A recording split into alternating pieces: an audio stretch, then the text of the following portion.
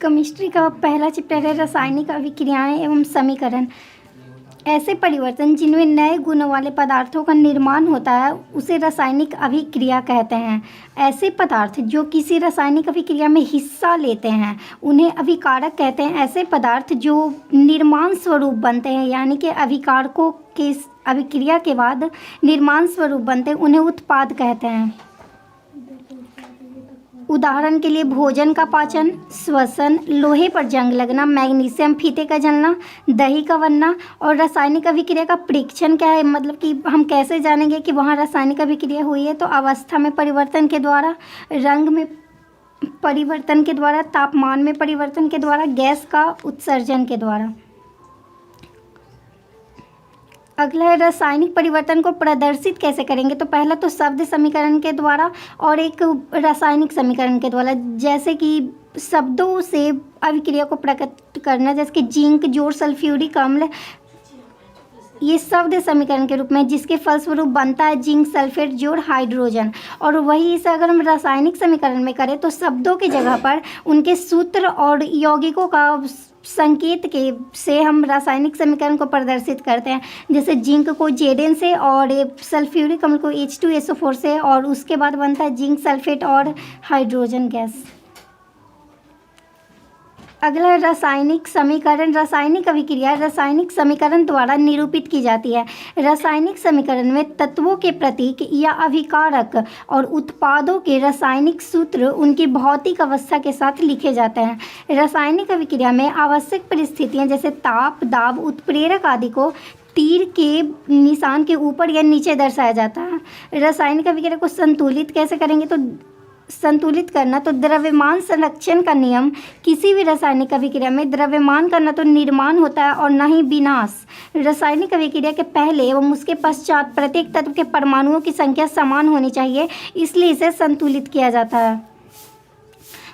ये चरणबद्ध संतुलित करना सीखने के लिए, जिसे कि अनुमान विधि या फिर हिट एंड ट्रायल मेथड भी कहा जाता है। इसमें चरण 1 के रासायनिक समीकरण लिखकर प्रत्येक सूत्र के चारों ओर बॉक्स बना लीजिए। जैसे कि लोहा के चारों ओर बॉक्स है, जल के, और इधर बना है फेरिक ऑक्साइड और हाइड्रोजन। संतुलित करते समय बॉक्स के अंदर कुछ भी परिवर्तन नहीं किया जाए। चरण 2 समीकरण में उपस्थित विभिन्न तत्वों के परमाणुओं की संख्या नोट की जाए। जैसे कि लोहा है अभिकारक में 1 और हाइड्रोजन है अभिकारक में 2 और ऑक्सीजन है अभिकारक में 1। लोहा है उत्पाद में 3, हाइड्रोजन है उत्पाद में 2 और ऑक्सीजन है उत्पाद में 4। स्टेप 3 सबसे अधिक परमाणु वाले तत्व को अभिकारक या उत्पाद की साइड अनुचित गुणांक लगाकर संतुलित कीजिए। जैसे कि जल के साथ H लगाया गया है। स्टेप 4 सभी तत्वों के परमाणुओं को चरण 3 की भांति संतुलित कीजिए, मतलब कि वही गुणांक के रूप में। अगला सभी तत्वों के परमाणुओं की संख्या अभिक्रिया के दोनों ओर समान है। चरण 5 अभिकारकों एवं उत्पादों की भौतिक अवस्था लिखना।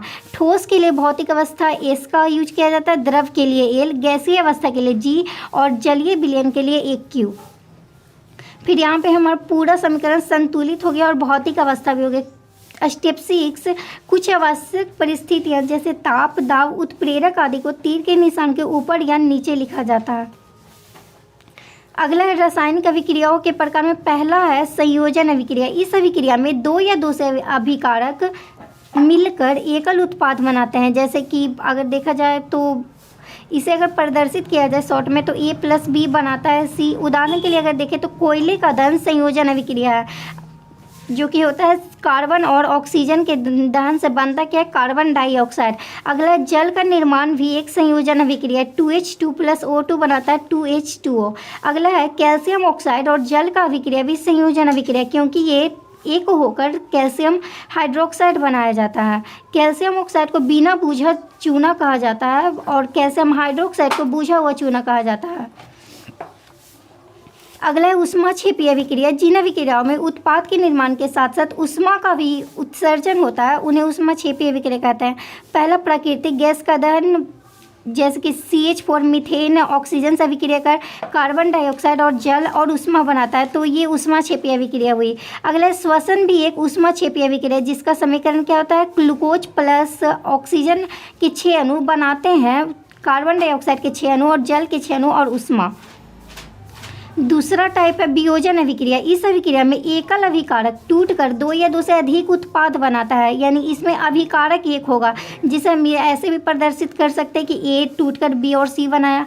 इसका प्रकार है वियोजन का। पहला तो ऊष्मीय वियोजन, ऊष्मा के द्वारा करवाया गया वियोजन। इसका उदाहरण के लिए देख सकते हैं, फेरस सल्फेट को अगर ऊष्मा दिया जाता है तो ये फेरिक ऑक्साइड, सल्फर डाइऑक्साइड और सल्फर ट्राइऑक्साइड बनाता है। और कैल्शियम कार्बोनेट को अगर ऊष्मा दिया जाता है तो ये कैल्शियम ऑक्साइड और कार्बन डाइऑक्साइड बनाता है। अगला टाइप है वियोजन का वैद्युत वियोजन। विद्युत द्वारा प्रवाहित कर होने वाला वियोजन, यानी विद्युत के द्वारा करवाया गया वियोजन वैद्युत वियोजन कहलाता है। जैसे कि जल में अगर विद्युत धारा दिया जाए तो ये H2 और O2 में विभक्त हो जाती है।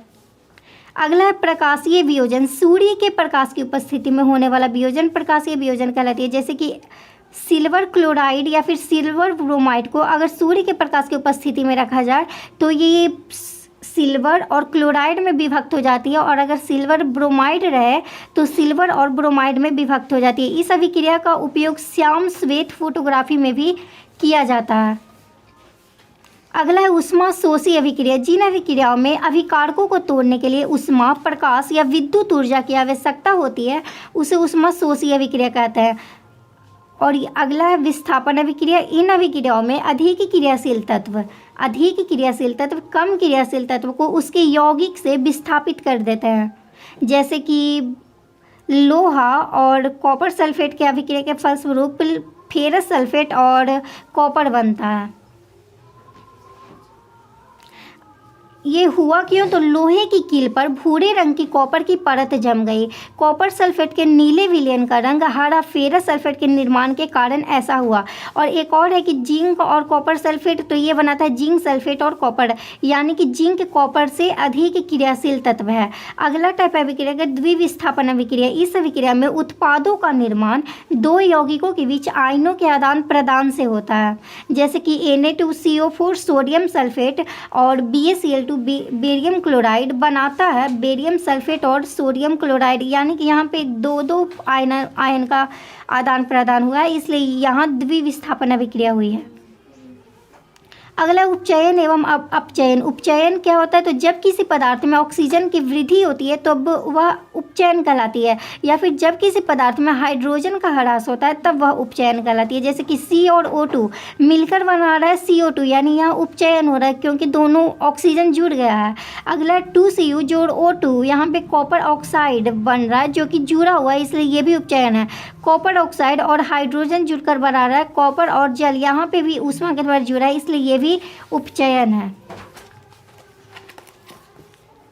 अगला है अपचयन अभिक्रिया। जब किसी पदार्थ में ऑक्सीजन का ह्रास यानी कमी होती है और पदार्थ में हाइड्रोजन की वृद्धि होती है तब उसे अपचयन कहा जाता है। यहाँ पे जो अभिक्रिया है CuO कॉपर ऑक्साइड और हाइड्रोजन कॉपर और जल बना रहा है, यहाँ पे H2 का उपचयन हो रहा है और कॉपर ऑक्साइड का अपचयन हो रहा है क्योंकि कॉपर ऑक्साइड से ऑक्सीजन हटा है और H2 यानी हाइड्रोजन में ऑक्सीजन जाकर जुटा है।